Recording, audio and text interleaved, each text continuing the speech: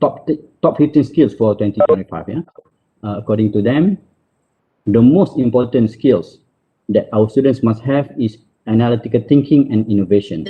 This is followed by active learning and learning strategies, complex problem solving, critical thinking. In general, our students must be able to think analytically, creatively, and innovatively to solve real-world problems. Apart from that, they also must be resilient, flexible, and able to tolerate stress. They also need to have persuasion and negotiation skills. Yeah? So these are the kind of skills that we have to ensure that our kids will get when they go to schools. Yeah? And we are actually preparing for education for the future. Yeah? We prepare students for future-ready skills, and to prepare students for their future, we must ensure that they can acquire skills such as analytical thinking and innovation, complex problem solving, critical thinking and analysis, resilience, stress tolerance, and flexibility, and persuasion and negotiation. Due to the fourth industrial revolution, there will be disruption to the current set of workforce. Thus, we must prepare our future workforce with technical skills and employability skills. A well-educated workforce is very important for the country and will contribute to strong economy. And to remain competitive, a nation needs STEM-capable workers at every education level. Now, with the advent of the fourth industrial revolution, the role of education is changing, and it is called to respond to the emerging needs. This brings us to the development of Education 4.0, a term used by theorists to describe the various ways in which technology is integrated into the education space. According to FIS 2017, there are 9 key dimensions contained in Education 4.0. First, learning can be taken place anytime, anywhere. E-learning tools offer great opportunities for remote, self-paced learning. Flipped classroom approach also plays a huge role as it allows interactive learning to be done in class, while the theoretical parts to be learned outside the class time. Second, learning will be personalized to individual students. They will be introduced to harder tasks only after a certain mastery level is achieved. More practices will be provided if the instructors see a need in it. Positive reinforcement are used to promote positive learning experience and boost students' confidence about their own academic abilities. Third, students have a choice in determining how they want to learn. Although the learning outcomes of a course are preset by the institutions in charge of the curriculum, students are still free to choose the learning tools or techniques that they prefer. Among the options that teachers can adopt to enable students to be creative in their learning and are blended learning, flipped classroom, and BYOD or bring your own device approach. Fourth, students will be exposed to more project-based learning. Students are required to apply their knowledge and skills in completing a couple of short-term projects. By involving in the projects, they are practicing their own organizational, collaborative, and time management skills, which are useful in their future academic careers. Fifth, students will be exposed to more hands-on learning through field experience such as internships, mentoring projects, and collaborative projects. The advancement of the technology enables the learning of certain domain effectively, thus making more room for acquiring skills that human knowledge and face-to-face interaction. Six, students will be exposed to data interpretation, in which they are required to apply their theoretical knowledge to numbers and use their reasoning skills to make inferences based on logic and trends from given sets of data. The manual part of mathematical literacy will become irrelevant, as computers will perform the statistical analysis and predict the future trends. Seventh, students will be assessed differently, and the conventional platforms to assess students may become irrelevant or insufficient. Students' factual knowledge can be assessed during the learning process, while the application of the knowledge can be tested when they are working on the projects in the field. Eighth, students' opinion will be considered in designing and updating the curriculum. The inputs help the curriculum designers maintain curriculum contemporaneous, up-to-date, and usefulness. And lastly, Students will become more independent in their own learning, thus forcing teachers to assume a role as facilitators who will guide the students through their learning process. The 9 Trends of Education 4.0 shift the major learning responsibilities from instructors to the learners. Instructors should play their roles to support the transition and should never consider it a threat to the conventional teaching profession. So you can see it's going to be a huge changes, but the challenges are also huge. I'm not sure whether we are ready for this, but this is the thing that we are going to face in the future. So with the role of the teacher in the new work environment, that of Education 4.0. So what is the role of the teacher? Yeah? So now we come up with this term, Teacher 4.0. At the first level, teachers are the ones who will be called upon to manage the changes brought about by the fourth industrial revolution, both personally and professionally. The term Teacher 4.0 comes to meet the current requirements that the teacher has to manage in order to adopt new teaching methods and manage a virtual audience or a traditional classroom that may use smart augmented reality devices. Teachers no longer teach individually, but in collaboration with other teachers, with education staff, with parent-teacher association, local authorities, and agencies. Teachers themselves are lifelong learners and actively participate in their own education and learning. They seek their professional growth and development in order to improve both students' learning and their own performance. In addition, educators need to have the experience, the ability to adapt to new technologies and global challenges. All literacy based on reading, writing, and mathematics must be strengthened by preparing new literacy, that is knowledge of data, utilization of technology, and management of human resources. Additionally, it also refers to the ability to manage globalization, the ability to future strategies and counseling.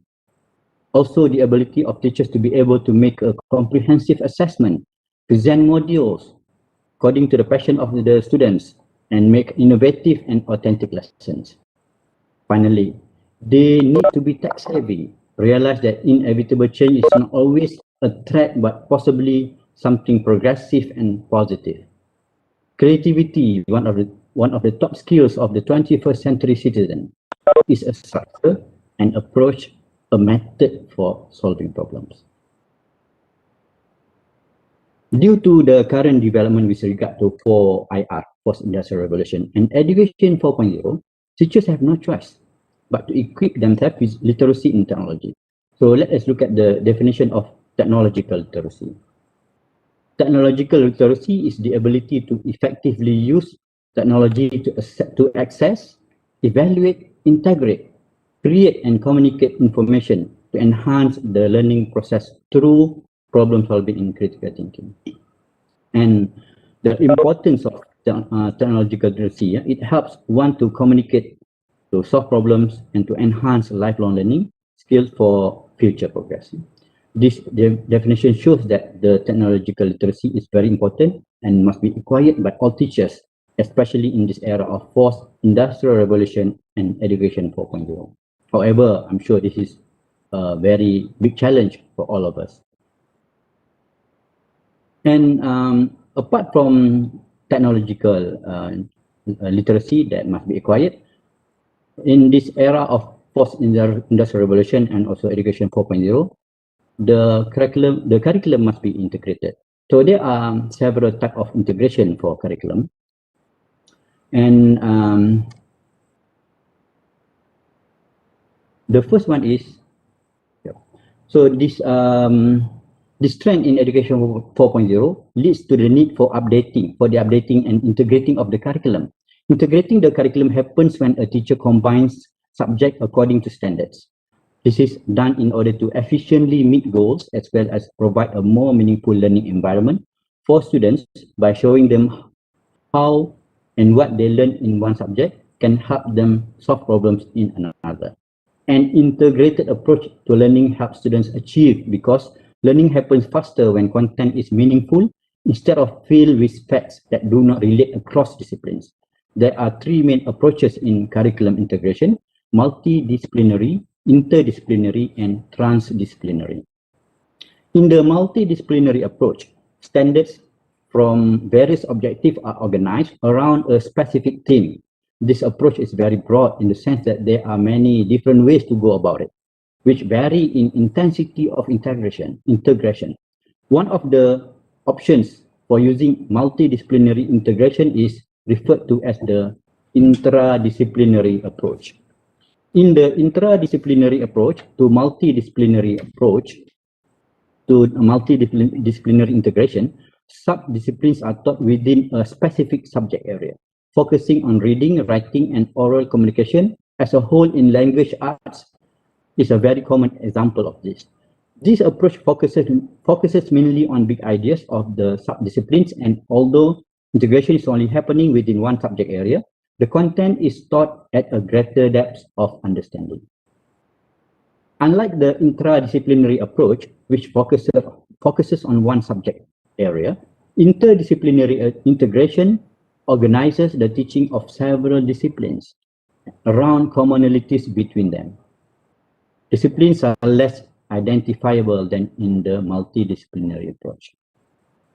And the third one, transdisciplinary integration, it involves organizing the curriculum around students' questions, interests, and concern. This is done through either project-based learning, where students get involved in a local problem, or negotiating the curriculum, where the basis for curriculum is formed around the interests and questions of the students. Transdisciplinary integration is similar to interdisciplinary integration because standards from more than one discipline are addressed. So we can see that due to this Education 4.0, we have to move into transdisciplinary integration type of curriculum, and our students or teacher students, they must be equipped with the technological skills. But of course, there are challenges to this. So what are the challenges? There are a lot of challenges in implementing Education 4.0. First of all, in terms of teaching profession, the use of technology implies a much greater workload for teachers. The use of technology leads to a great extent to the creation of different and demanding professions. Secondly, it gives enough voice to cyberbullying and hate speech, making the world more complicated, unstable, and uncertain. It also exacerbates inequalities or making inequalities worse and widens the social gap. Especially, we can see this already when we are facing this pandemic COVID-19, where the gap between students who okay in the higher socioeconomic status to those who are in a lower SES, socioeconomic status, the gap is actually widened. So that is very important and big challenge for us to address this. And in addition, the use of technology threatens to a great extent the individuality and the private sphere of life, and homogenizes to a large extent the views of people and greatly polarizes societies. And in terms of technological challenges, when we are talking about Education 4.0, where teachers need to change, need to equip themselves with more technological facility and so on, we can see that all the teachers are having difficulties. In general, we can see that all the teachers are having difficulties to utilize technology in education. This might be, utilization of technology might be okay with the younger one, but those who are almost to the retired zone, they are having difficulty. Not all, but we can see that quite a lot of them. There are also problems with insecurity of teachers regarding the use of technology in teaching due to lack of necessary equipment, time-consuming finding or production of educational material, lack of technical support, and lack of support from their colleagues. So these are among the challenges that we must take into account when we want to ensure that our education can fit with this Education 4.0. And next, in terms of future direction, In the context of the fourth industrial revolution, undoubtedly affects the field of education, where emerging digital technologies are coming to transform education and the current role of the teacher. Future education system will be judged by whether and how well they prepare students to function in the world of the 21st century, a world that will require a rich digital profile with skills in artificial intelligence, robotics, the Internet of Things, augmented reality, virtual reality, 3D printing, even 4D and 5D printing now, smart factories, etc. The new role of the teacher in the classroom of the 21st century in the context of Education 4.0 requires changes in their knowledge, skills, and attitudes. The teacher must know how to act as a class mediator, how to create a positive, supportive, and safe learning environment for all students, how to set long-term and short-term goals, how to encourage students' curiosity, how to communicate effectively, how to use technology, how to prepare specialized and trained professionals to work in a global and digital environment. And we also must provide platform. Platform must be provided for better communication and improve learning. It must be flexible, comprehensive, able to personalize teaching, learning without space and time, utilization of many platforms and various online learning tools that harmonize at the individual pace of each and provide opportunities for distance learning. In such a context, teachers play a key role. Of course, digital skills alone are not enough. They must coexist with superior and more complex skills, the construction of which can contribute to the development and enhancement of self-confidence and personal performance. The initial education, however, needs to be strengthened and redefined through the process of lifelong learning. Ladies and gentlemen, I have talked about Education 4.0, Teacher 4.0, what are the skills that they must have, and then what are the challenges and future direction. So I have come to the end of my speech. I would like to end my speech with a quote from John Holt, an American educator. Learning is not the product of teaching, but learning is the product of the activity of learners. In this era of fourth industrial revolution and education 4.0, this quote is still very relevant. We must let our students do activities and at the same time utilize technology to make learning more meaningful and authentic. Ladies and gentlemen, for more information about STEM education initiative, STEM education in Malaysia, especially, all are invited to join our Facebook group called STEM education in Malaysia, or in Malay Pendidikan STEM di Malaysia. The main objective of this group is to share and disseminate information about STEM education in Malaysia. Once again, I would like to thank the organizer, Rexam, the director, Dr. Shah Jahan, deputy director, Dr. Mariam, Dr. Wanur Azmin, and senior specialist, Dr. Engkato, for roping me in this colloquium, and I thank you. I thank everybody for listening to my presentation. Thank you.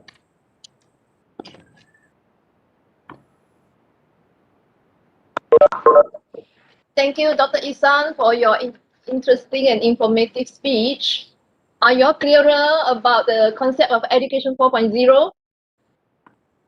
Okay. I have posted in the chat box. You are welcome to post any question there, and then we pick up, and then we will invite Dr. Isan to clarify further, should there be any question.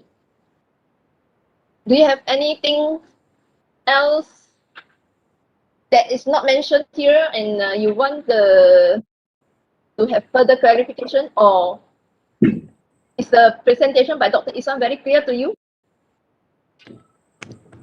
Please post in the chat box, and we'll pick up here. Yes, very clear. Thank you. Okay. Very clear. Okay, good. Any more questions? You can type in the chat box if you don't want to speak out. But if you want to speak, you unmute your mic.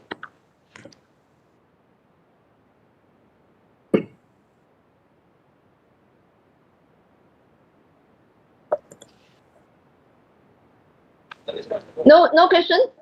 Okay, just now I saw some of you say you need. Dr. To, Yes. Dr. Kato, Yes, I'm here. Yeah. can I ask question? Yes, please. Dr. Taro. Yeah, thank you very much, Doctor. Very interesting the talking. And I have one question. Of course, the Japan also try to transit from the usual style of education to the new style, and but we are not using education 4.0, the word. We are using the society 5.0, and we are our government are thinking how to fit our usual school system to more benefitable for the students toward society 5.0. And I'm a bit unclear the relationship between the society 5.0 and education 4.0. So if you have any idea to make clear those two concepts relationship, can I hear from you? Oh, thank you, Dr. Taro. So you would like to know whether there is any significant differences between the two concepts, yeah? Yes, Society 5.0 and education 4.0. education 4.0. Yes. Okay. Actually, I've read about Society 5.0, and I'm sure the concept is quite similar to post-industrial revolution, where we are working toward utilizing big data, artificial intelligence, Internet of Things to make our life easier. And the difference between those and education 4.0 is that in education 4.0, we focus on preparing our teachers and students to meet the demand of post-industrial revolution and also society 5.0. So we are working towards preparing our students to be able to survive in the era of post-industrial revolution. I think in terms of the skills that they need, in terms of what we must do to ensure that they can get all the skills, they are similar. Education 4.0 and society 5.0, we have the same objective. I see. Thank you very much. You're most welcome. Okay. Any more questions? Thanks for Dr. Taro to raise this. Maybe later you can clarify what is Society 4.0. Are you all familiar with this term, Society 4.0, 5.0? No question? In Japan, mostly our government mostly focusing on the concept of Society 5.0. And even in the education area, we are not using the education 4.0. So I want to know the reason why Malaysia is focusing on education 4.0 so much. Yeah. Okay. Actually, in Malaysia, we are more exposed to forced industrial revolution and also education 4.0. That's why we are using those terms to prepare our teachers and students.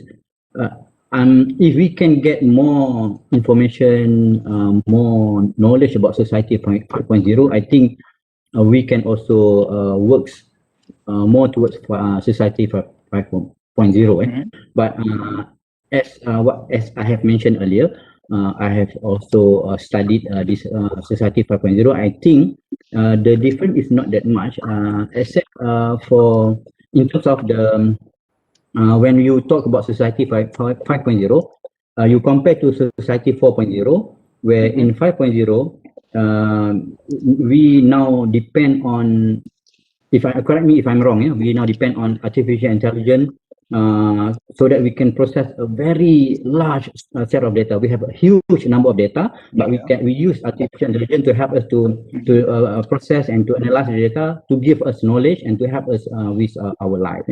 Maybe Dr. Taro can explain further about that. Thank you. Yeah. Simply, I'm very interested in what is the education 3.0 and what is the improvement part of the education in education 4.0. Oh, okay. Actually, when we talk about education 4.0, we directly relate it to IR 4.0 or fourth industrial revolution. So that's why automatically it become education 4.0. Where the difference, I don't think we have education 3.0 or 2.0 or 1.0, but the difference between education 4.0 that we are trying to use now compared to the previous one is the use of the utilization of technology, of artificial intelligence, of big data, and the different approach of our students to learn, where now they can learn anytime, anywhere, they can learn at their own pace, compared to the previous one when we go to everybody to go to the same classroom, they have to follow the specific content, same pace. All students must follow the same, must be at the same pace. They must go to one place in order to learn. So that is the major difference between education 4.0 and the previous one. But I don't think we have the term education 3.0 or below. The only difference is that now the education 4.0 that we use is actually to reply or the need of IR 4.0.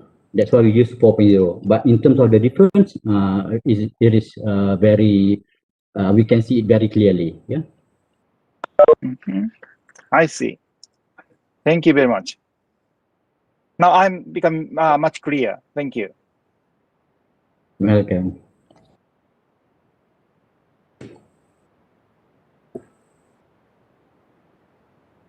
Thank you, Dr. Kato.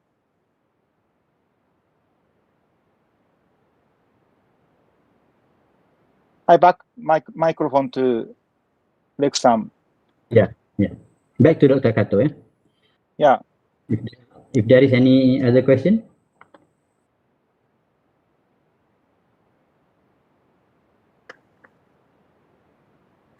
If not, then I can pass it back to Dr. Kato to continue with the colloquium. Thank you very much.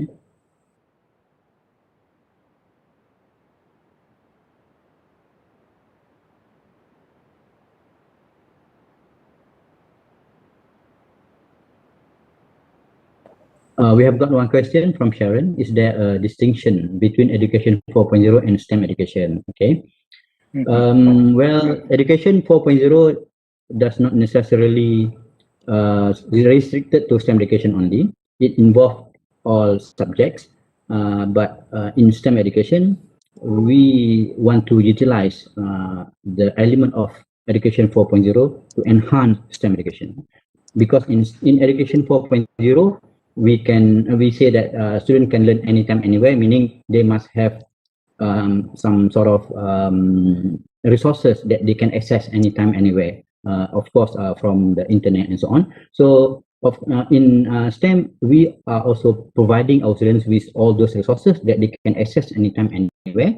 And then by using the resources that we have provided, they can learn at their own pace. So if a student is very good, they can learn very fast, then they can go beyond or they can go a very advanced level. But those who are maybe quite slow, they can learn at their own pace. So in terms of the characteristic of education for 4.0, it is applicable to all subjects, not necessarily to STEM only, but we at National STEM Education Ministry of Education Malaysia, we are utilizing education 4.0 to enhance STEM education.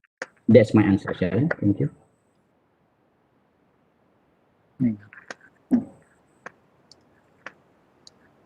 Oh yeah, from Joseph. To achieve readiness of education 4.0, we might need a shift in the curriculum. Is there another way to get prepared? What are your thoughts on this? A shift in the curriculum, yeah. Is there another way to get prepared? Meaning, when you said or when you ask, is there another way? Are you saying that instead of shift the curriculum, is there any other way? Is that so, Joseph? Of course, we have to, our curriculum, when we design our curriculum, we have to look into, like I mentioned in my presentation just now, the transdisciplinary type of integration, where now in this era of forced industrial revolution, we cannot look at any subject individually anymore. It has to be connected. It has to be not only connected, but when one student learn about something, it can be applied in another subject or in another area. So of course, this is not something that can be easily done. And at the moment, we also don't have that yet. We are still teaching our students according to individual subjects. But when they do project-based, we want them to combine, to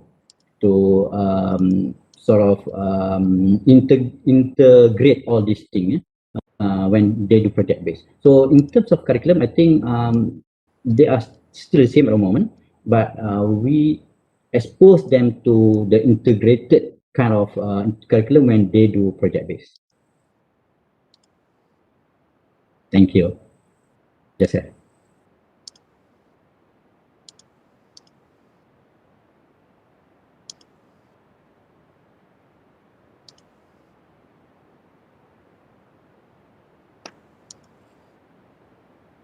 So is there any other questions?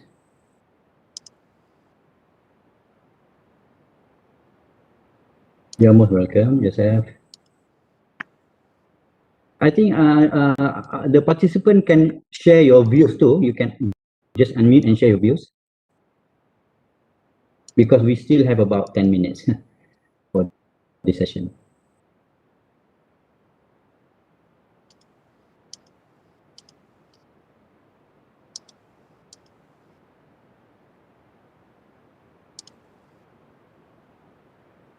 When do you think we can achieve this education 4.0 concept?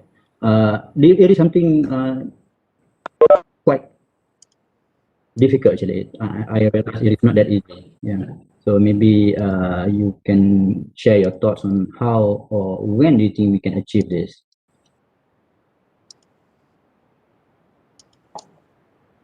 Okay, actually at Redstone, we are trying to slowly picking up some concept that we can try to introduce in our in-service courses. Like from Dr. Isan's presentation, I pick up one or two terms that, for example, during I to share his colloquium speech. Okay.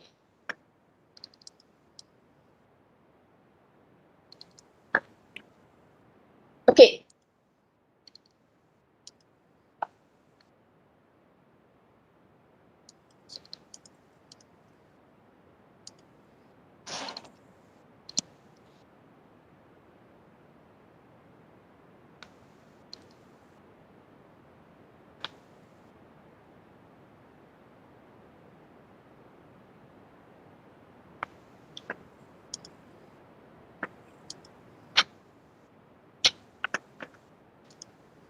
Okay, Associate Professor Dr. Tyro received a PhD at the Tokyo Institute of Technology in 1919. Since then, he has been working as an associate professor in the Faculty of Education, Clinical Study of Education. So he has a lab to do research. So he organized a research class about STEM education, and he wrote several books related to robotics education and informatics education, including the guidebook of RoboCup Junior, the basic foundation of information and the competence of practical use of information, and so on.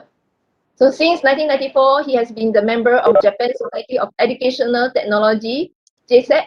Additionally, he has been a board of member to the RoboCup Japan since 2000, and is currently the executive member representing RoboCup Federation since 2009. Okay, in fact, Dr. Tyro was our consultant a few years ago when we required the workshop's expert that is doing robotic, and he was the person, he was an expert recommended by Max, Japan Education Sports, Max, the Japan,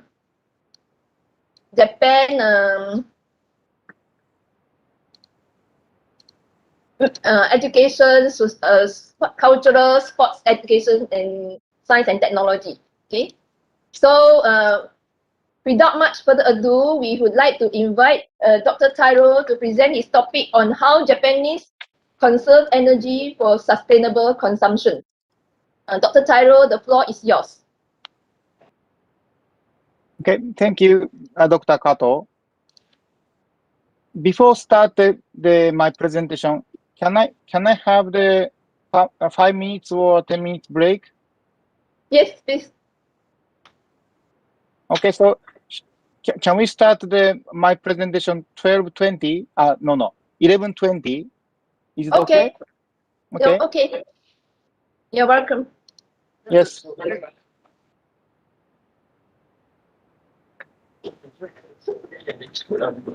Because I'm tall. I cannot. Let's change your schedule. Because you introduced the place very.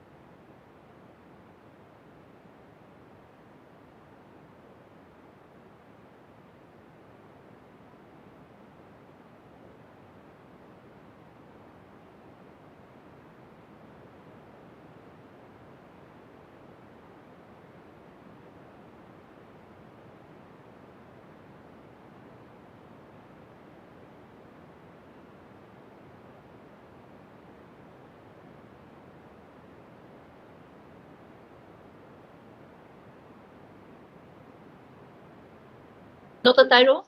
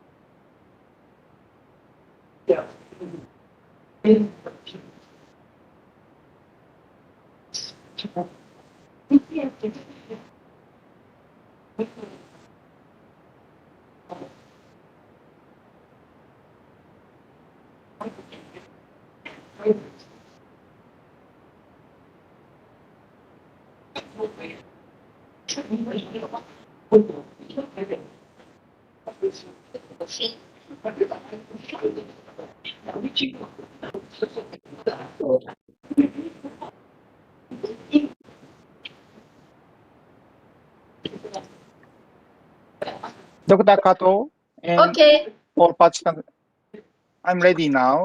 So can I share my screen? Yes, please. Thank you. The floor is yours. Okay.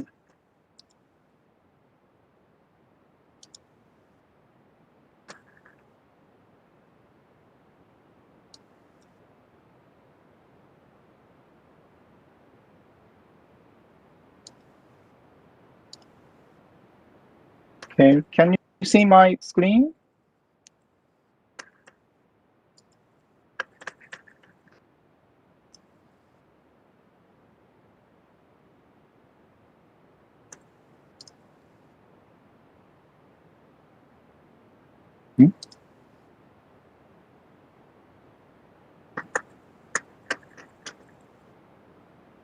Okay, Dr. Kato, can you see my presentation? Yes, yes. Yes, yes. Okay, thank you very much. Good morning, everybody. My name is Tairo Nomura. I'm the researcher in the area of the STEM education, and also I'm researching in robotics area. So one of my research topic is how to introduce the robot or the AI technology in the school classroom. So that is connected to the how can we manage the education 4.0 really near future.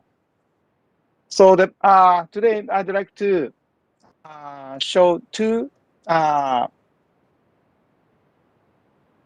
main information. One is the very recently the Japanese government announced the new concept of the next age Japanese school system And that is also connected to the situation of the now all our the world under the COVID-19 very big the accident, and all of us fighting against those the a kind of the nature disaster, and but we cannot stop the student learning. So I know that all of you already challenged many things through past 1 years. So Japan also faced the very serious problem, and one of the very big issues is that still in Japan the ICT is not so much introduced in the school. So after the lockdown in the end of the February last year, many schools are faced how to continue student study, student learning. So the Japanese, on the other hand, the Japanese government already decided to enhance the Japanese school environment much more in the area of the ICT. So first of all, I'd like to show the Japanese the current situation of the school system, and also then I'd like to more show more the practical our research in the area of the topic that is what this workshop. Okay, so first of all, I'd like to show you the concept of next age Japanese school system. That is, okay, try to reform our Japanese school system toward Society 5.0. And to reform the Japanese school system, the government decided to implement the STEAM much more. Okay. So I already told you that this January, the end of January, Japanese government announced new comment that it shows the very core concept of what is our Japanese style school system of new age. Okay, not only in the education area, but also all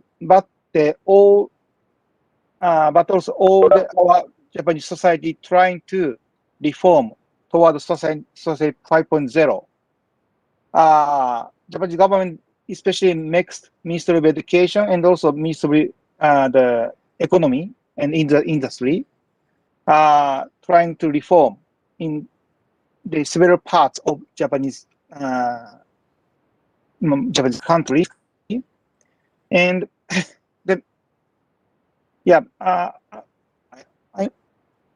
I know that already, or most of you know what is the Society 5.0, and but here I'd like to point out main four important concepts in Society 5.0. One is improving the many technologies in Society 5.0. One is the IoT. That means the enhancing the usual internet to not only connect to the human, but also the thing, all the things connect together and work cooperatively, and also it enable to gathering the big data. So that is one of the big difference between the Society 4.0 and 5.0. The second one is the before COVID-19, we are really worried about the improvement of the AI technology, and already Dr.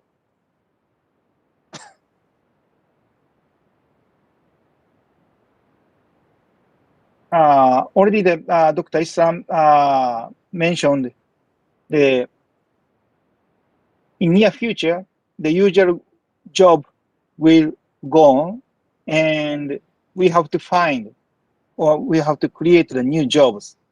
At the time, we have to think carefully about what is the advanced point of using AI and which part is the good for human. Okay, because the AI is now improving much more in technology, improve much more, and AI can process the big data more sophisticatedly. So connect to the IoT, AI is the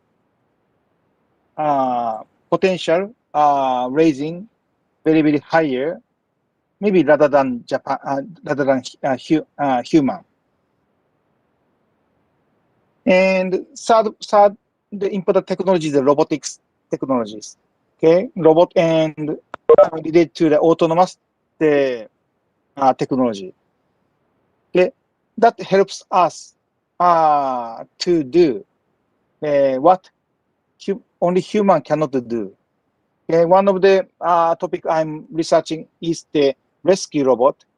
Okay, to save the human life, we need the help of the machine. So those three technologies finally maybe involve the new innovation to solve more difficult, complex society problem. So that is that we are assuming the society 5.0 will realize. So according to this situation, the Japanese Ministry of Education try to reform the education system based on the improvement of the learning style. Okay, there are two main concepts of the learning style. One is the individual learning. Okay, that is connected to independent. We expect in our new education. Already the education 4.0 mentioned.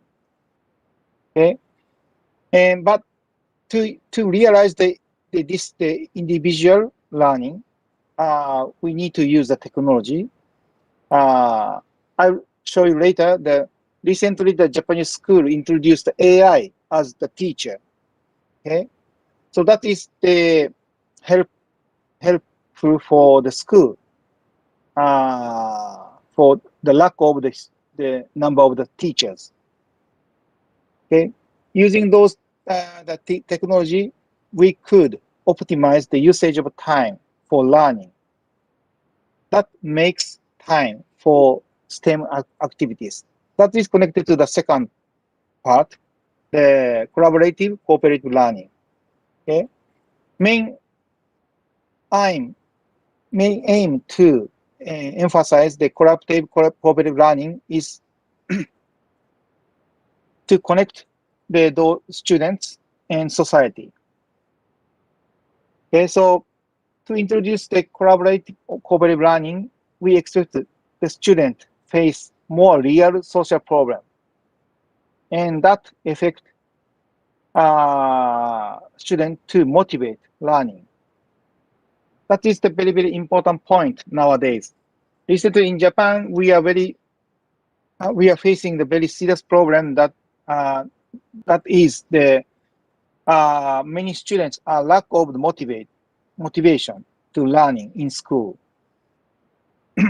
One of the reasons why is the outside school is more excited than the in school, and that means the usual school is very, very separated to the social real world.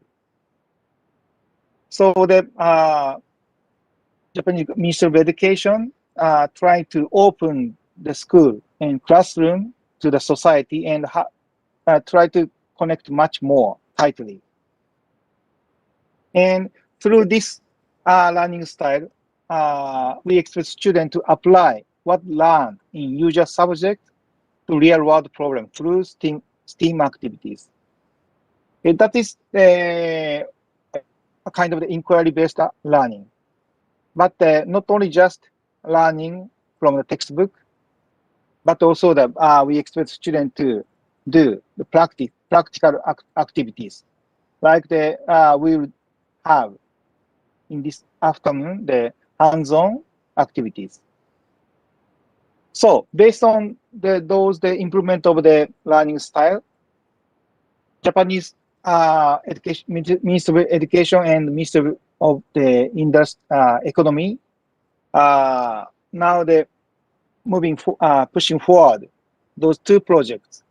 Okay, one is the Giga School project. Maybe some of you already know this name.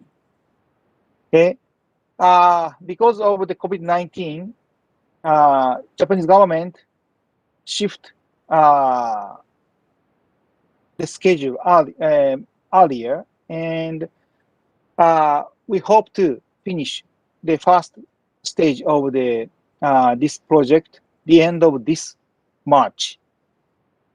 And that means that after that, all the students will have its own device to access internet and digital education resources. And there are two types of implementing this project. One is the most local governments bought the laptop or tablets and lent to their students. After they graduate the school, they have to return to the local government. Okay, and the other type is the BYOD. I know that Malaysia also already pushing this style, and I remember the one school already introduced the BYOD, and many students using their own smartphone in the classroom. Yeah, but the second type is maybe the same approach. School or institute only prepare the wireless Wi-Fi connecting station, and students can bring their own device. That is especially in high school level. They are choosing this style, but not so many, because still the Japanese government are worry about the travel side.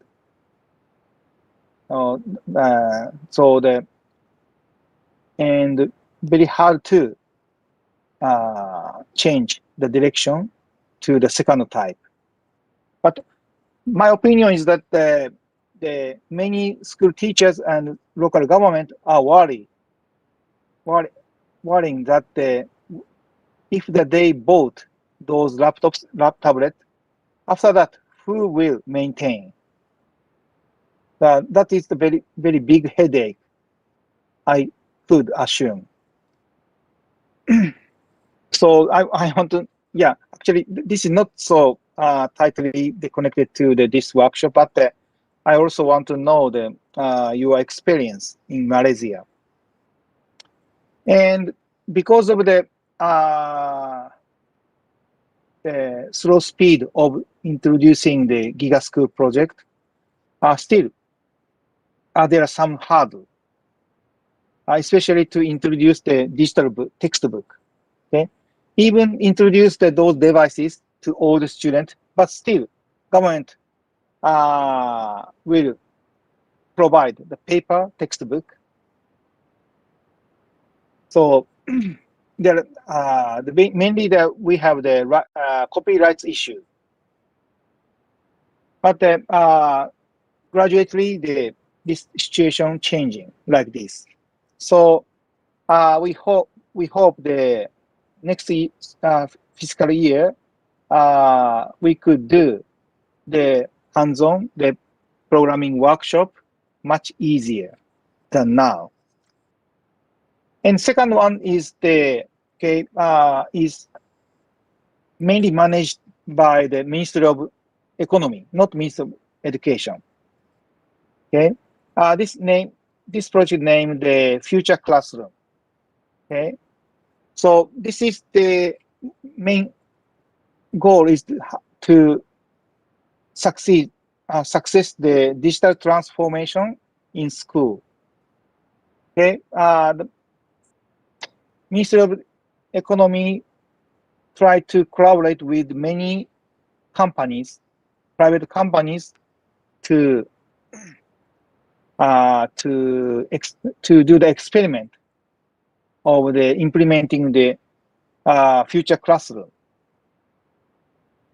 And there are some examples. One is the introducing the 3D printer or laser cutter or any other the Fab Labo equipment in school for enhancing the usual classroom.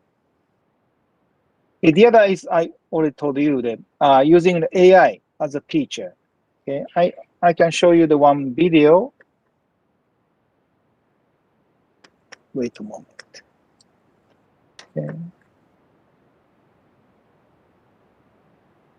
Okay, this is one private company providing the AI teacher in mathematics.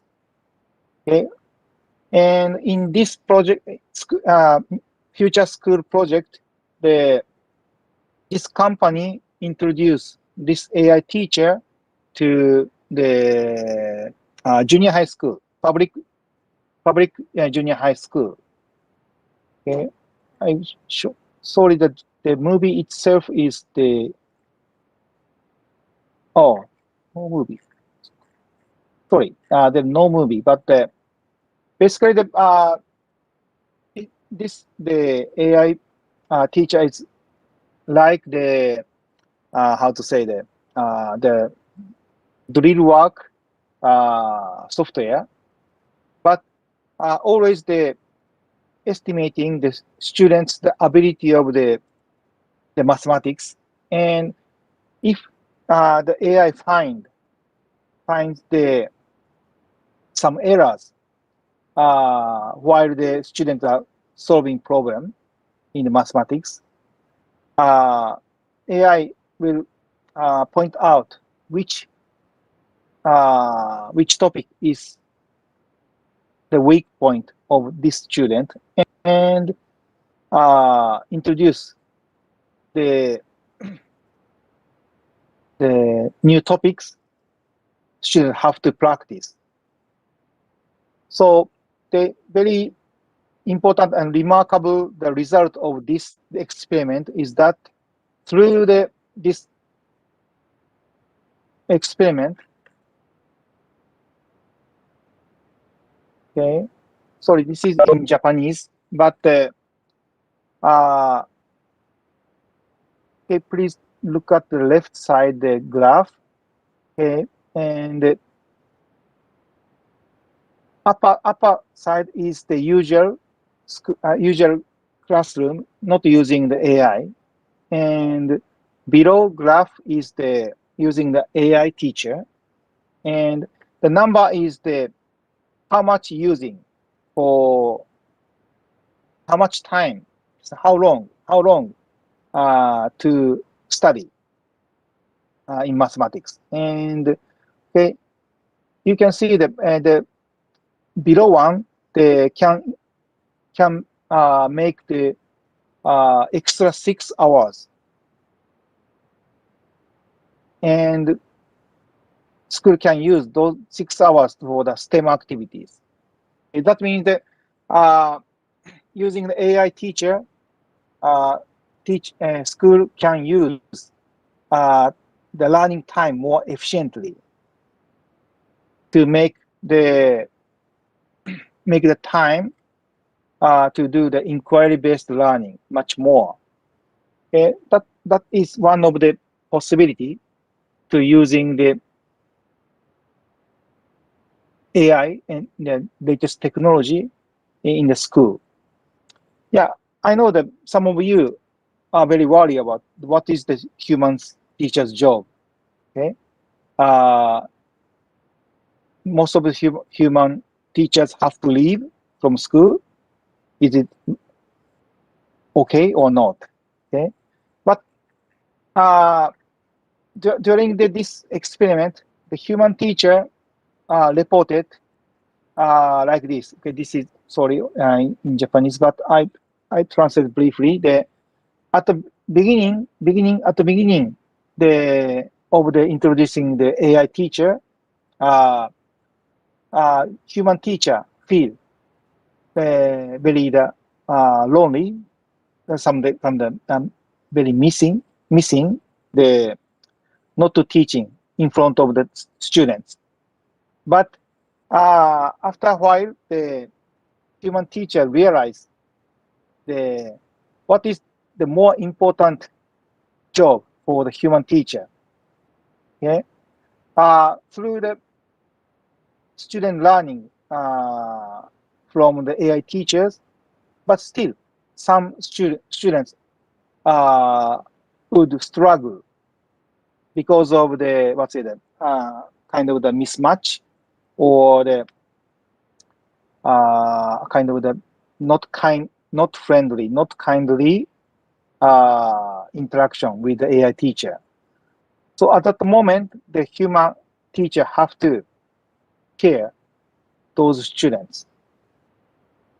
That is the only human can do, maybe. But on the other hand, the students who are very much to learn from the AI teacher, they could learn faster than the usual way of teaching, way of learning. So that is the meaning.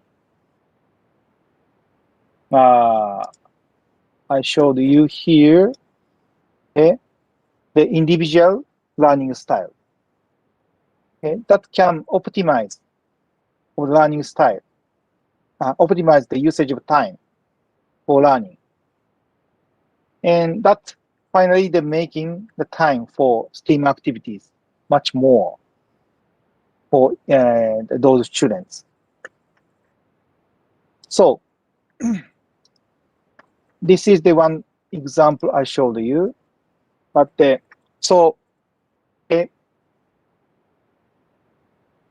already we expected the near future many jobs will go on, and some part of the school teacher's job also will go on, I think. So what we should prepare for those the new education style. That is one of the very big topic in this workshop, I think. So I'd like to discuss this point later freely in my workshop. Okay, but on the other hand, all of you agree that in the future, from now, that we have to emphasize much more about inquiry-based learning. But most of you worry about the lack of the time. So this kind of the direction seems the right direction. What do you think? Okay. And one more thing is recently Japanese government changed our national curriculum. Okay. But from 1998, we already introduced the period of integrated learning. This is a kind of a subject in our national curriculum. And that is the Japanese, we call the Japanese style of STEM education. So already we have the history, more than 20 years of the running the STEM education, I believe. Okay, and remarkable point is the period of integrated learning is compulsory from grade 3 to grade 12. So all the grades, the student have this period. So but still not so much. So we need this kind of the future classroom concept. And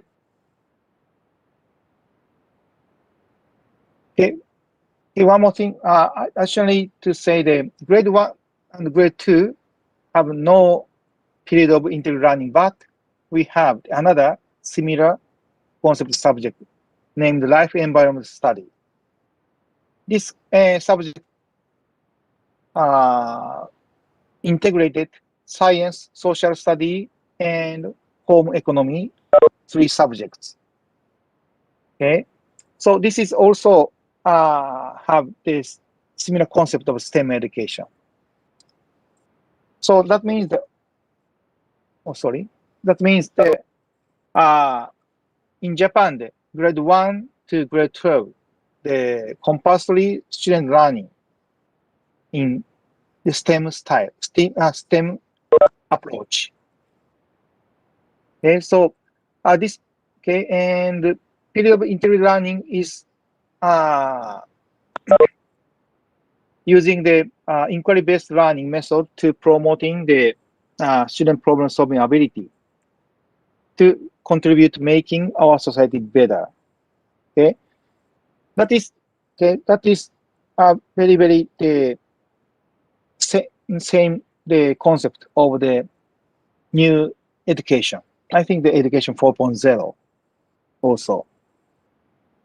So, but already 20 years spent, but still many teachers, schools are struggling how to going well the period of integrated learning. Need a different type of the methodology of teaching, and need the much more time to prepare the resources. But the student teachers are less time to prepare and much more focusing on the another part. So we have to solve many problems. To realize this kind of the education, teacher needs more time to focus on this. To realize this, also we need to introduce many technologies in school to make more efficient the teacher's work. Okay, and one more thing, I told you that this in 2008, Japanese government introduced the latest national curriculum, and that focusing much more on the STEAM education. Okay, and one of the reasons why seriously focusing this STEM education is because recently the many students are less motivated to learn in school.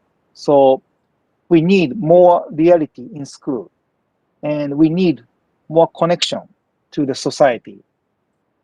So that is much to the concept of STEAM education. Okay, and this new national curriculum also changing or improving the usual curriculum. Okay, one is the in this latest national curriculum, the national government, Japanese government introduced the subject or the topic of the computation from elementary school to high school compulsory. So now the elementary school student also started to study programming. Okay, those photo and movies are some practice in my research. Okay, most schools using only the laptop to PC with the Scratch software, that is very, very common style of introducing the programming. But in my research, we expect the student to use computer with some of the moving things. So I developed a new microcontroller named Pencil Programmer, and that is very, very easy to handle. No need a laptop, but can study the programming by using the pencil and eraser. Okay, and left below movie is the for in the grade 3 students. This activity is a part of the science subject, but expand the time to more that is connected to the integrated learning period. And students utilize what they learned in the science subject and try to control by using the computer. Okay, so this student make the traffic signal. Okay, only 2 hours is enough to study like this. And right upper movie is grade 4 students. Okay, this student not no grade 5 students. Sorry. Also, the student integrating the concept of the science electric circuit and try to make the rescue robot. Okay, student also learned the electric magnet. So using the very, very small iron nail and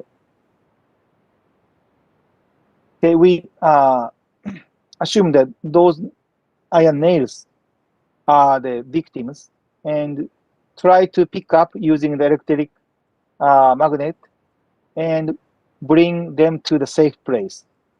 Okay, those motion programmed using the Scratch software. So those are just an example, but now all the school students learning programming. And one more thing, there is the also the latest national curriculum improve mathematics curriculum, and to implement the data analysis related topics very systematically. Okay, from grade 1 elementary school to grade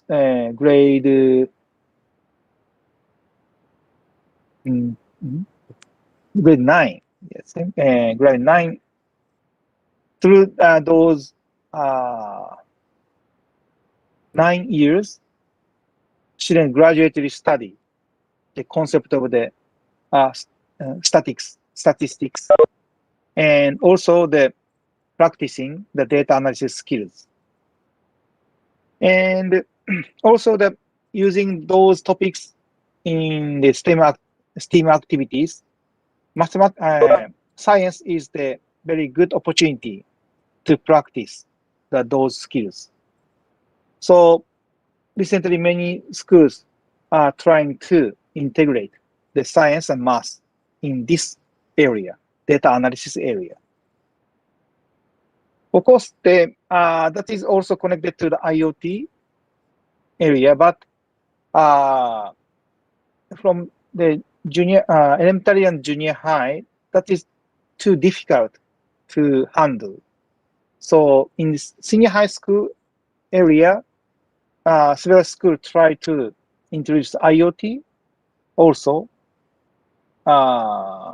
in this topic, data analysis, so that the student can use the big data to practice those skills. Okay, so that's all the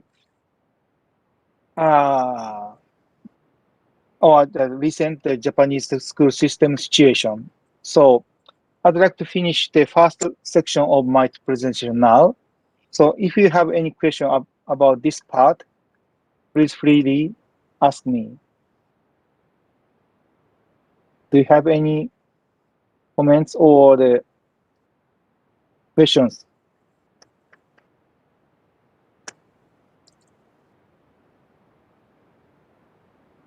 About the Japanese national curriculum and also the Japanese situation in school or classroom. Okay, thank you, Dr. Taro, for opening up our eye about the latest education system in Japan.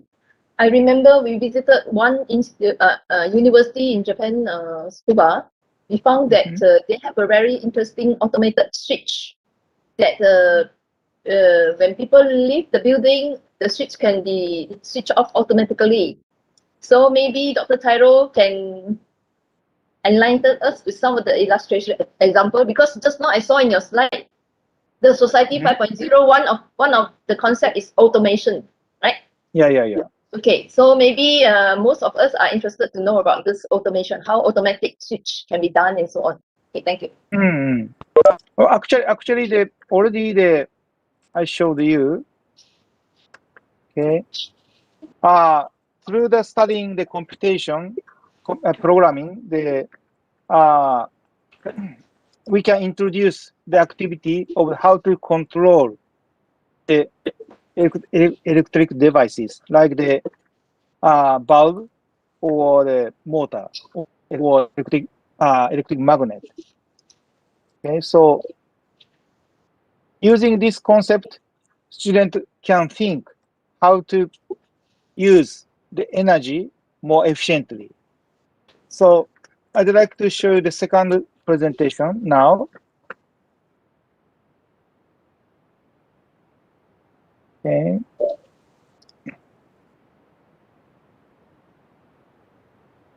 Okay, so now, I'd like to show you 3 examples of the practical research in school. Okay, first 2 is like this. Okay, and sorry. First. Okay, I have the 3 examples. First one is this one. Okay, this is the activities designed in the period of integrated learning. I told you. Okay, that is the unique Japanese subject. Okay, that is the good period to conduct the STEM education. Okay, and in this practical research, I'd like to show you how to integrate the several subjects into the one STEM activities. Okay, so this is the practical research in grade 4. Okay, and this is the special activities. Okay, after student studied many in the different subjects, and try to integrate those what the students studied in the past subject, and expect the student to apply those knowledge to solve the problem. Okay, and this is the time, the schedule. This is the plan we designed. Okay, the main activities, you can see the left side.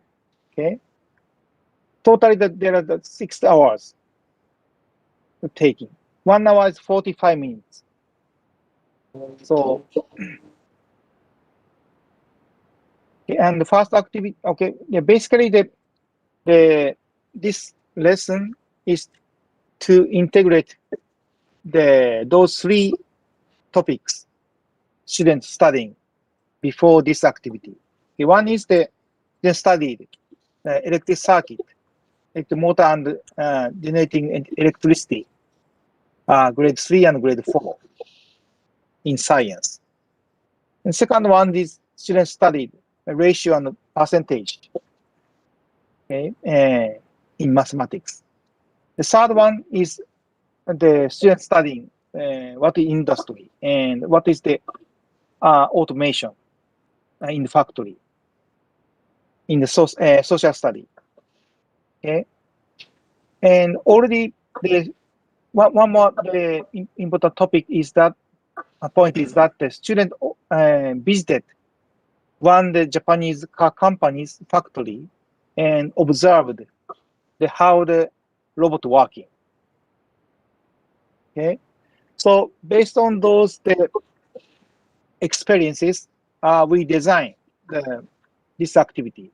Okay, this activity is the goal of this activity to make their own factory automation, autonomous factory using the robots.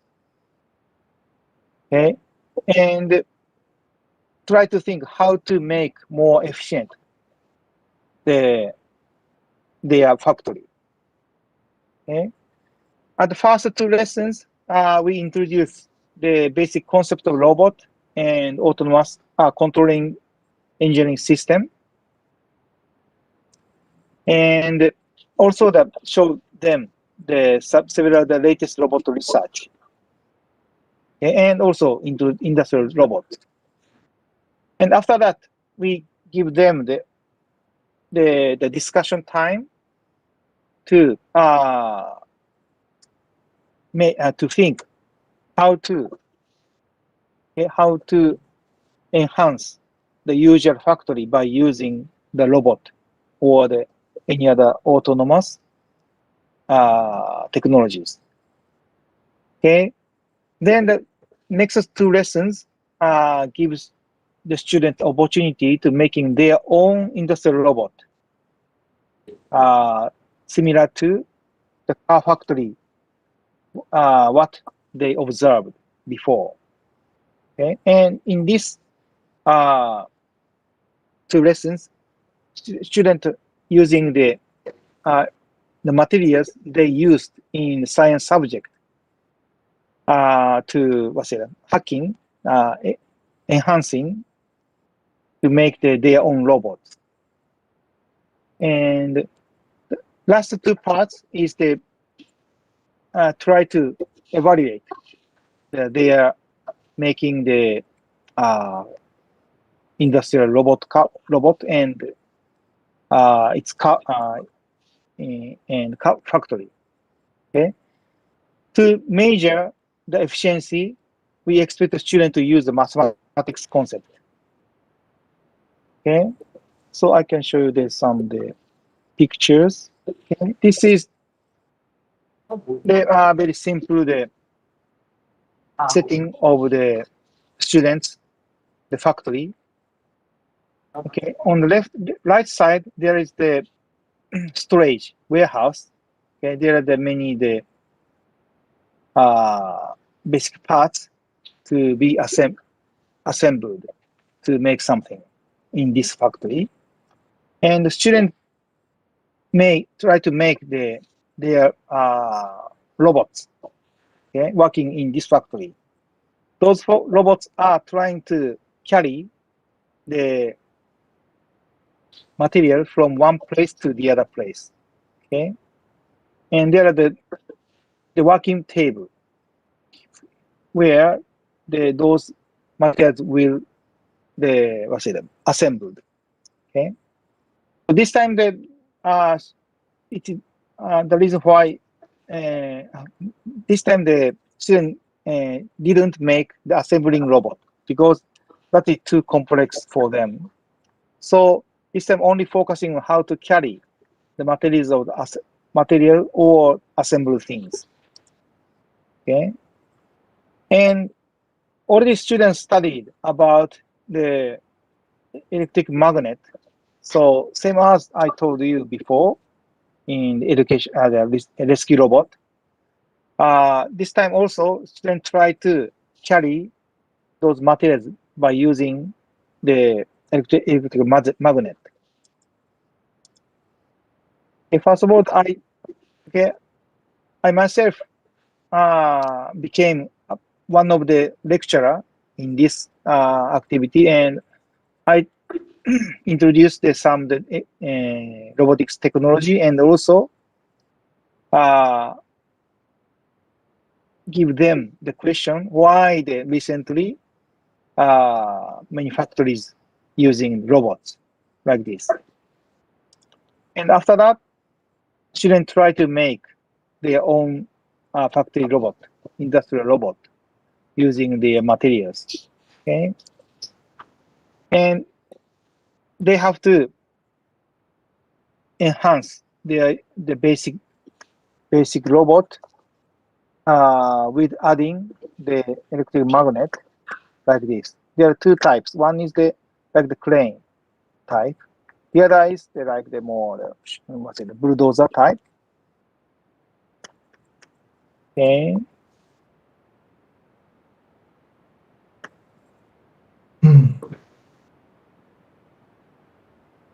So those are some of the videos. This is the last 2 hours activities. 2 teams are competing. Which factory is more efficient? Okay. So through these activities, we try to assess what they learned through this activity and what is the effective part of these activities. Okay, and to assess those points, we record what they think through these activities. Okay, so those are the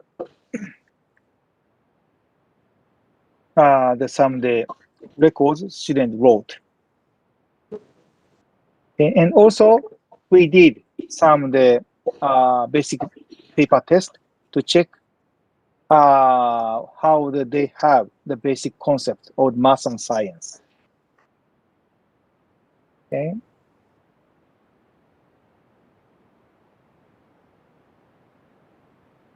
So, and I could show some of the results. One is the through these activities, we can identify the changing of the awareness of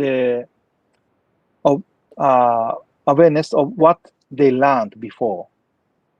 Many students forgot the several topics already they learned, but through these activities, most students try to renew those the forgotten knowledges.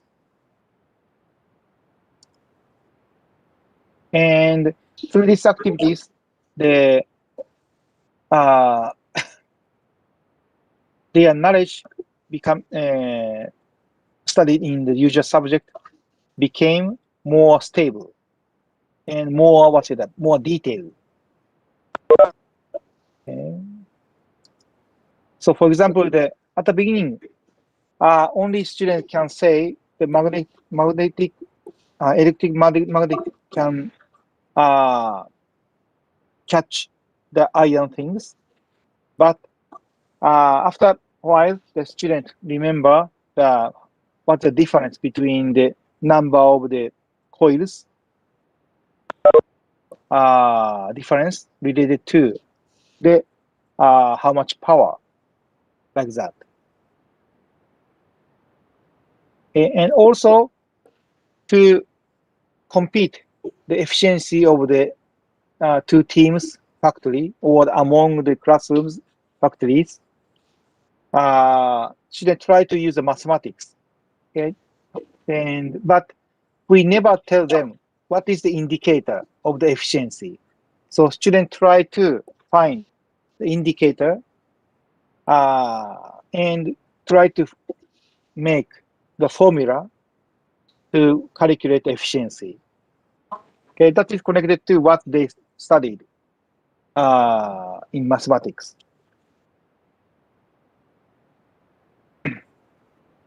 Okay. So after that, you can see the in math and science areas, many students making their knowledge much more stable and much more detailed rather than before. And one more thing, very important point is we can motivate them to learn the usual science and mathematics subject. Okay, one of the typical comment of the students is that it is very difficult. It was very difficult activities for me, but very interesting. So I want to study much more about science and math, like that.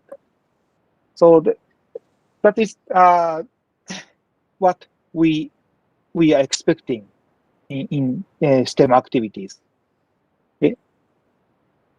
Of course, the learning something new is difficult. Okay, but we expect the student to move over those difficulties to achieve the goal.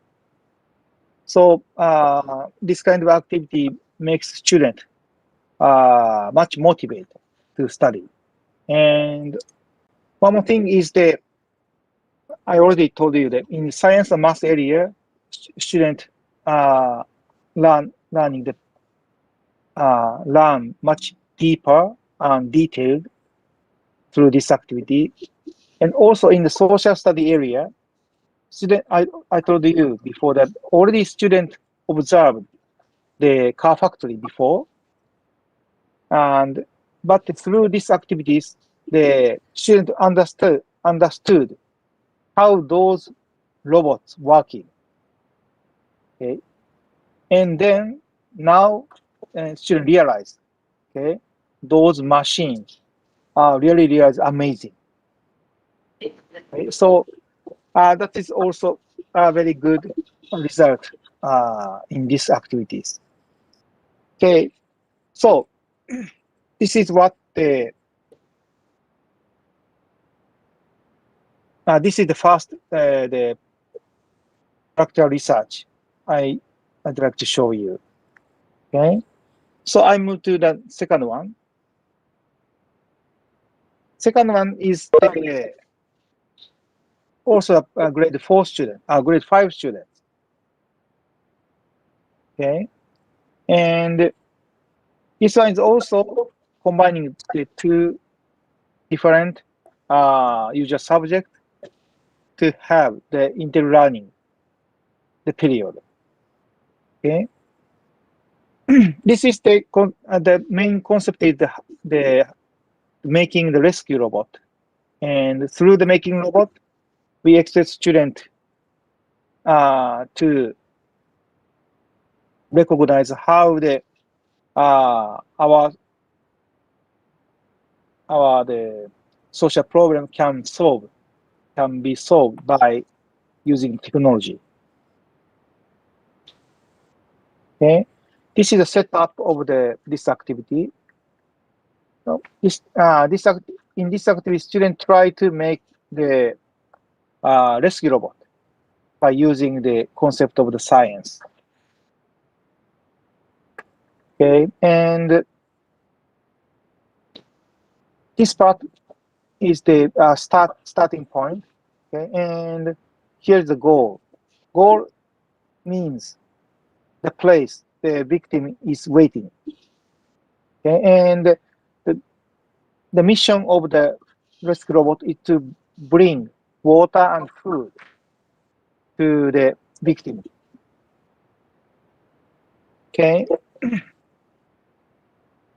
This time also students using their own material they used in science subject. Okay, this time the two students made one team and using two motor cars to make the rescue robot. Okay, one of the things students have to think is how to run, not only forward or back, but the left and right. Okay, so students try to combine two motor cars in several ways to find out which is better. Okay, also that the students try to integrate other science topic like the bulb or the wind farm together with the rescue robot to make much more function.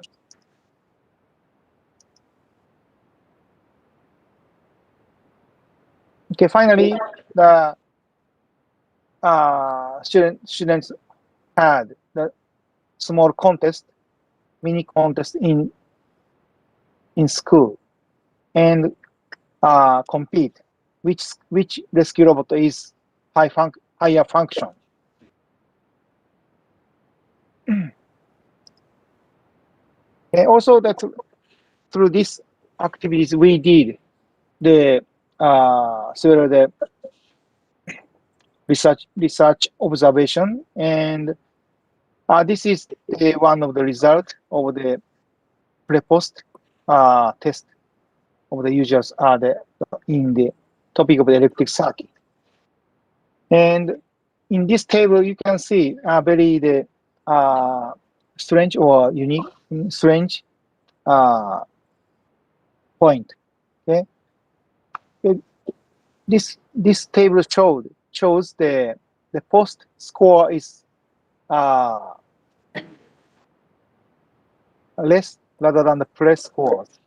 So that means that the through this activity student lose something, lose the knowledge, some knowledge or some skills.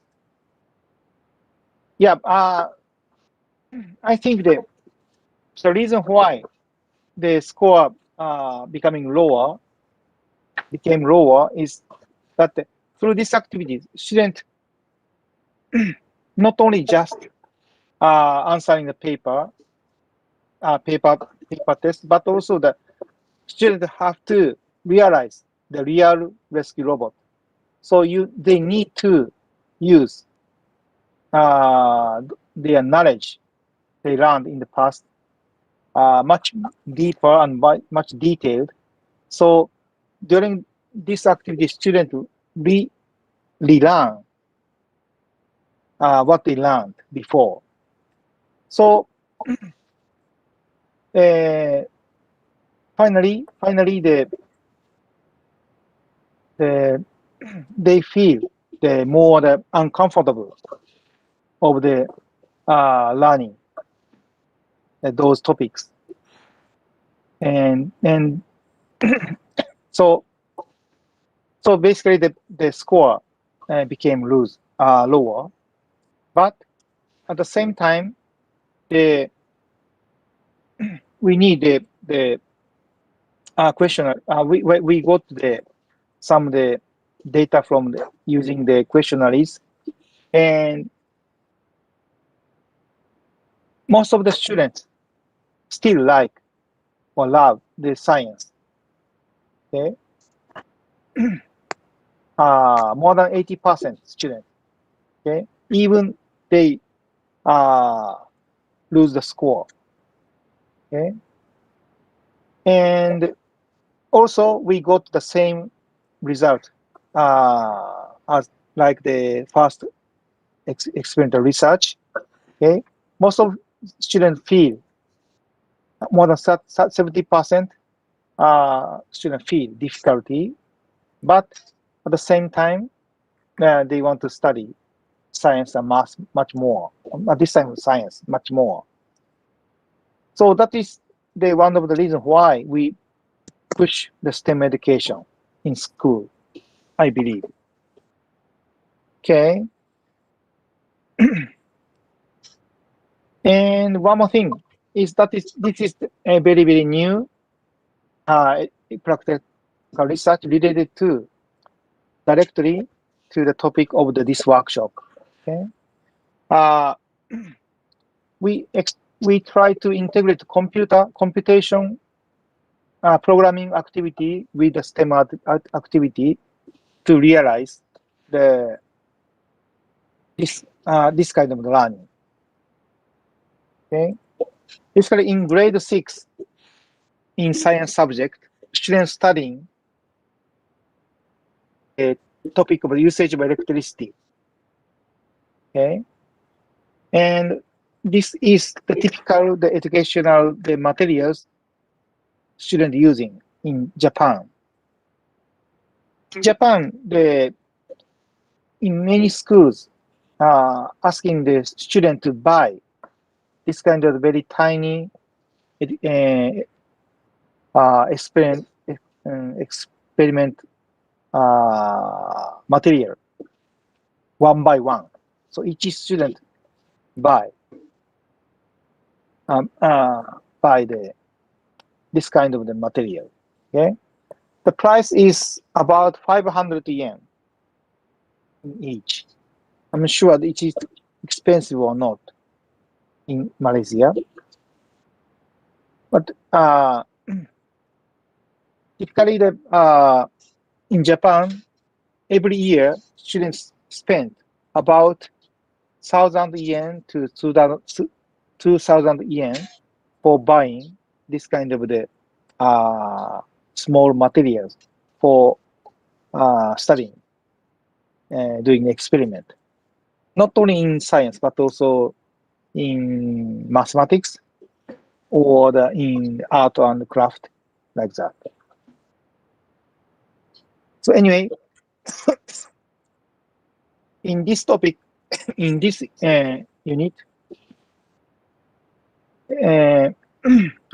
is in grade 6. I already told you that the Japanese national curriculum is now forming more systematically to tight relationship between each grade.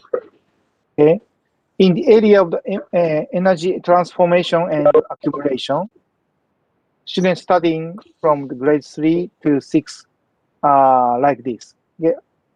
In grade 6, students studying the electricity and magnet. Okay, as a source of the energy. Okay, and focusing on the electric circuit part in grade 3, students studying circuit, basic circuit. And grade 4, students studying introduce the current and the relationship between the circuit form and the current. In grade 5, the studying about current and power. In this section, in this unit, the student know about the electric magnet. And the grade 6, okay,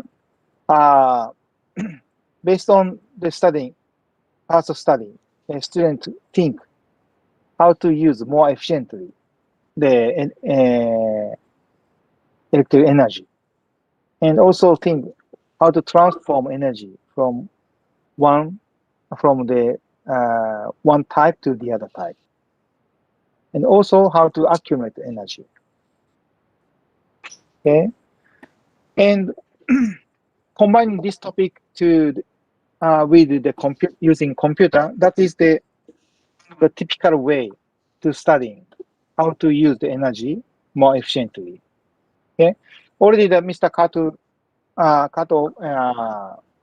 told you that using the computer switch to control the electric equipment, that is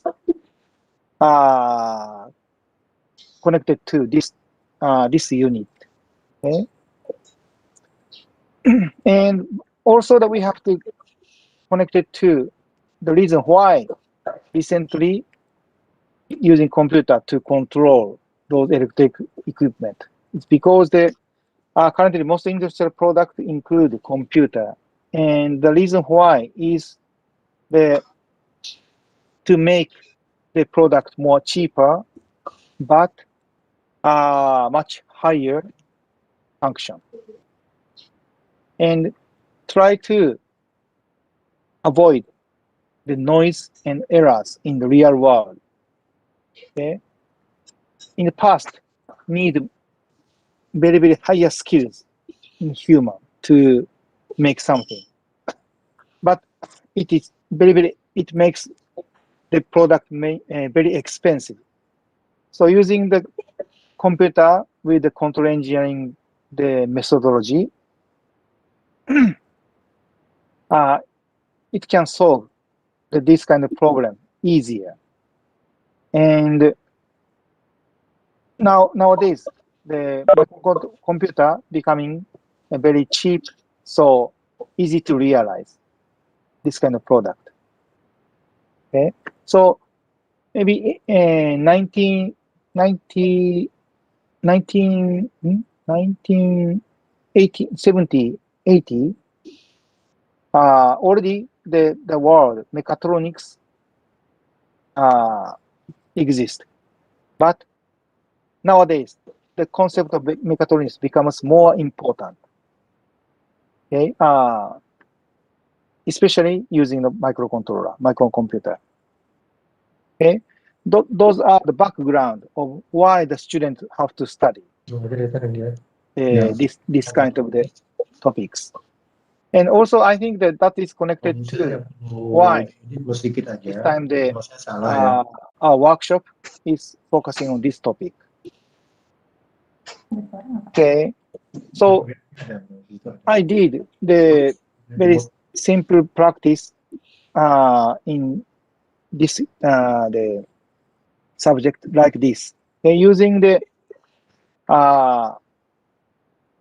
using those materials, they try to do like this. Okay, so this materials has the capacitor to be able to accumulate the electric energy, and also this has this material has the hand generator. So doing the very small experiment by according to this step. First, charge the energy by hand to the capacitor, and second, try to run the motor car using the capacity energy. Okay, in this step 2, student connect the capacitor directly to the motor car. Okay, and so, but in the third step, we ask the student to control the on-off of the motor car to make the to use the electric energy more efficiently. And I can show some the video. This is really the latest things.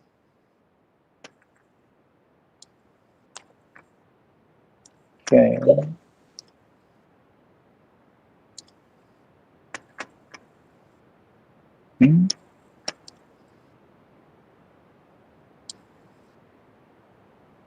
Okay.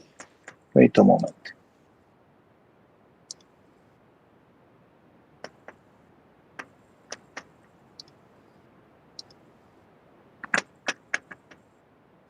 Okay.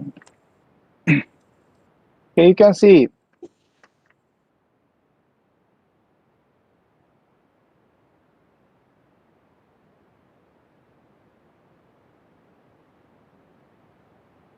You can see the picture.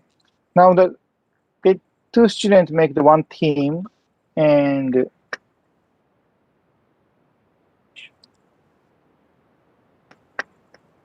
wait a moment. Sorry.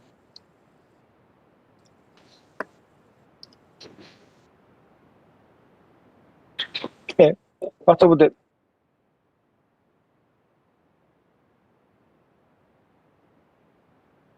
Dr. Tyro, do you have any videos to show?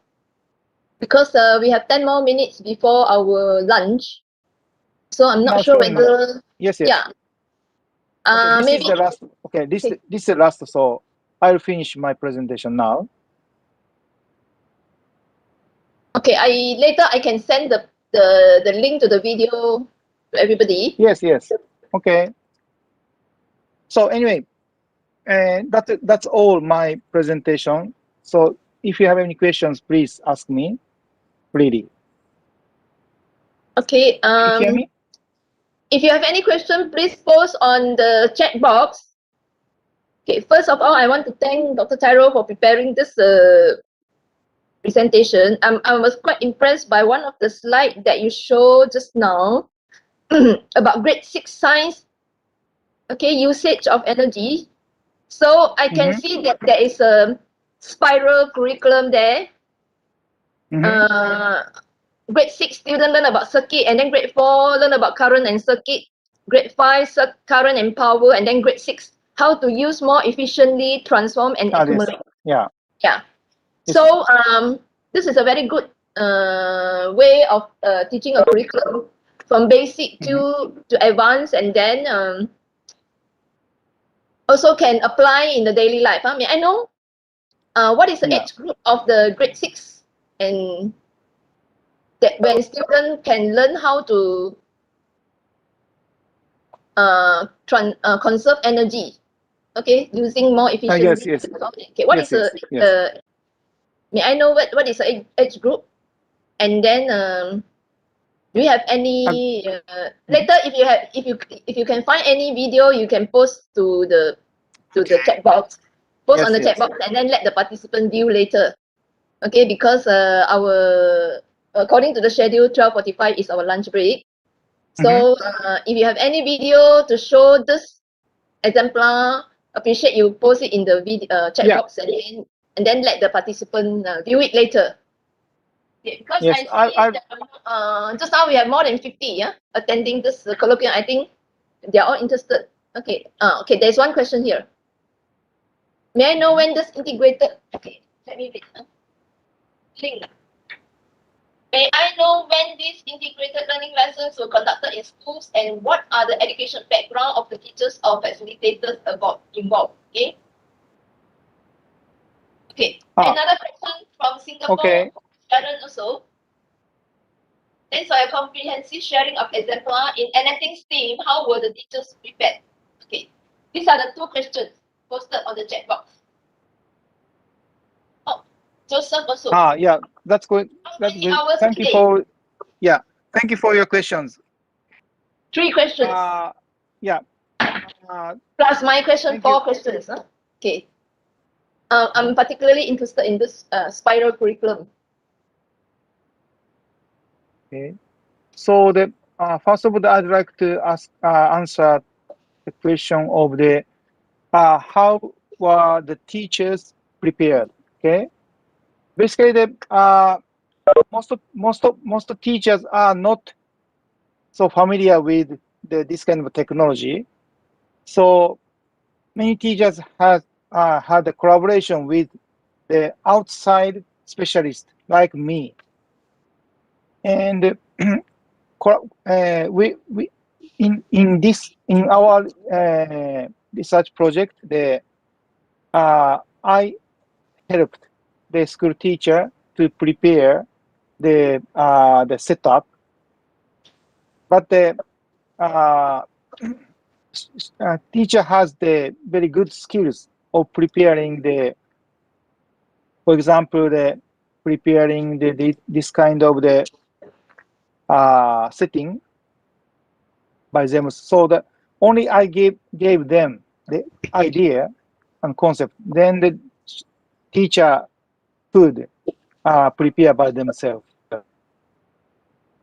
But basically, the schools request the outside specialist help.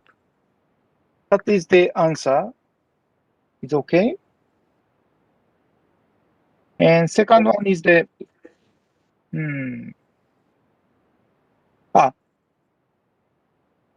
when these integrated learning lessons were conducted in school. Okay? When means that this is a part of the usual subject. So this is in the these activities are in the timetable. Same like this math or science subject. But usually the teacher combine 2 periods in one lesson. That means that, for example, the reason why I show you the lesson 1, 2 hours, lesson 2 hours, because the 1 hour means 45 minutes in Japan. So 2 hours means 90 minutes. Okay. At least 2 hours is needed to have this kind of activity at once. So teachers change the timetable to combine 2 periods to 1 lesson. But all these activities are in school, not after school. Okay, that is the second question. And what are the education background of the teacher facilities involved? Okay, and that's also a good question. The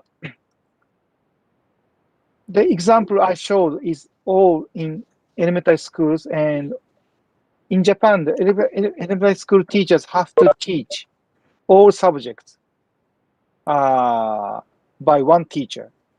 So school teacher have to know all subjects basically. But many teachers are not good at teaching science or math or technology. So, of course, recently we try to train those teachers to be able to teach much more science and the technology and mathematics. But on the other hand, many schools are trying to pick up the teachers who are very, very good at teaching science or technologies and try to make the team to conduct this kind of activity. That is the actual situation in Japan. But we also think, I'm the faculty of education researcher, so I'm also thinking how to train the new teacher in the future. Okay, and Okay, one more from Florrie Joseph. We really appreciate how Japan work to serve the people when it comes to quality education through continuous technological innovation. We have also outreach program to Philippines related to this outreach program. He is asking. Sorry, which one? In the chat box. He was asking about outreach program to Philippines related to this. On quality education through continuous technological innovation. He was asking about whether you have any outreach program to Philippines. This one. Yeah.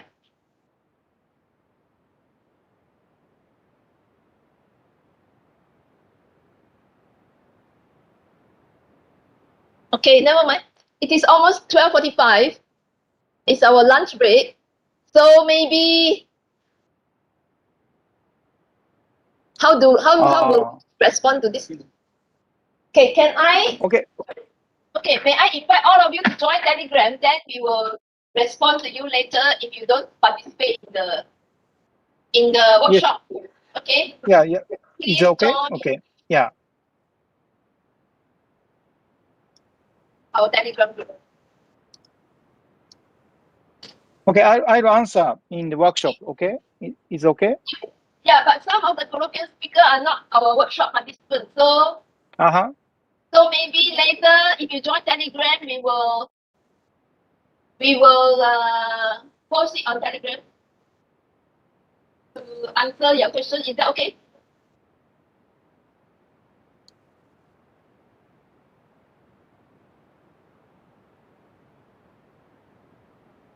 Okay, before we break for lunch, Dr. Taro want to respond to all the questions, the last question? Yes. Okay. Okay, last one is do you have also outreach program to the Philippines relative to this? Is this right? This one? Yeah, actually, I had one relationship with the Philippines elementary schools, but not continued till now. So if you have any interest in this project, I'm very happy.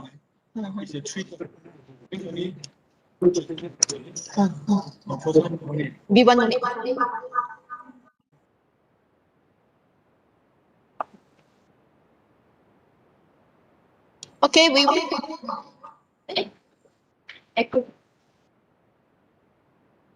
Okay, Dr. Katu, thank you very much. Okay, thank you very much. If you, Dr. Taro, if you have any video link, you can post in the chat box for them to view. Yes.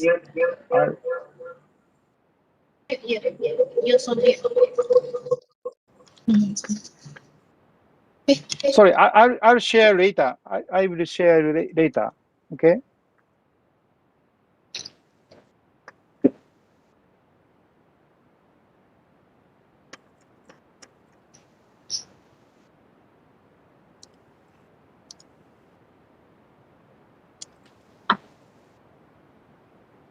Okay, look like many of you are interested in curriculum development. That's why we have a few curriculum officers here. So for those who attend this workshop, maybe you can pick up some ideas here and there. Later we will discuss. Yes. If next year no pandemic, probably we will meet again to contact to work out how we can revamp the curriculum. Okay. Yes. Thank you.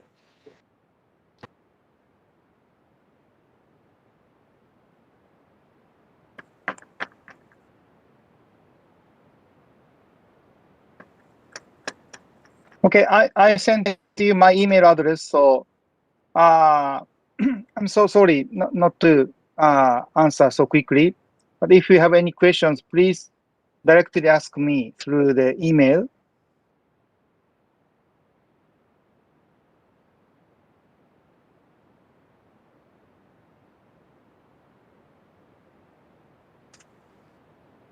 I'm really happy to know any of your opinion and comments to my research and also the Japanese situation.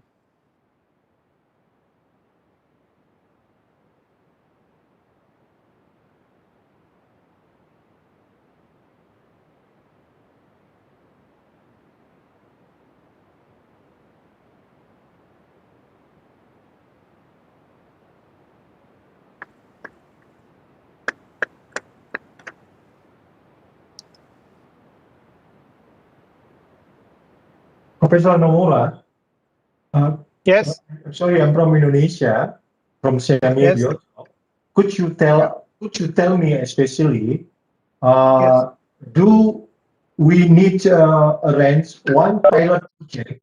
Yeah, one pilot project when you start integrated STEM into the curriculum, into the curricula. Can you understand?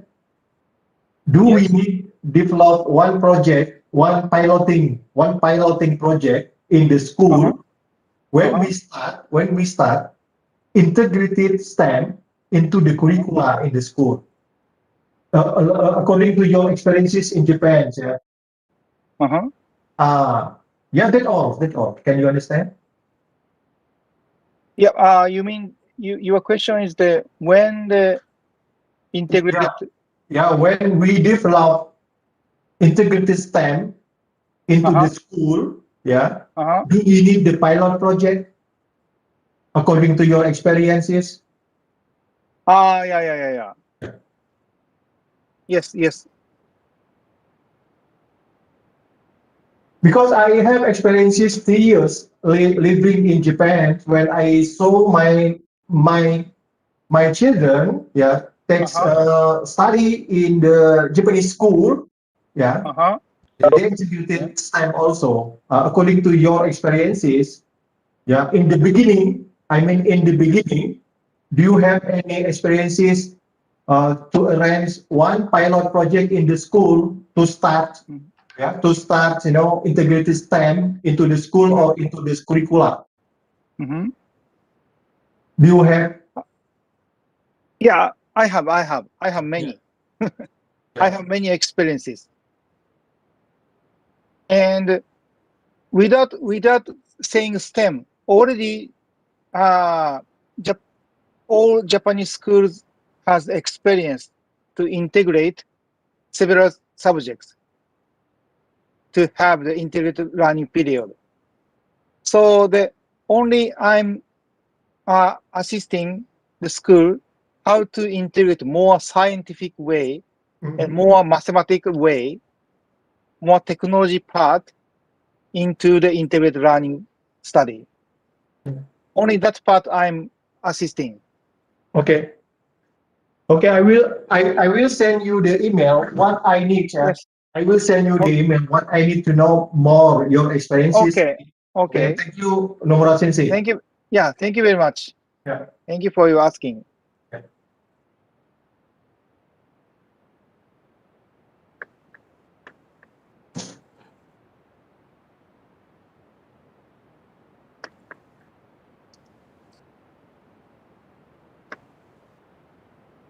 So, Dr. Kato, Masih jam 12 ya? Jam 10. Oke. Dr. Kato, Dimatiin. can you hear me? I'm here? Yes. Yes. Okay, so next session will start 2 p.m. Yeah. Next session 2 p.m. Yes.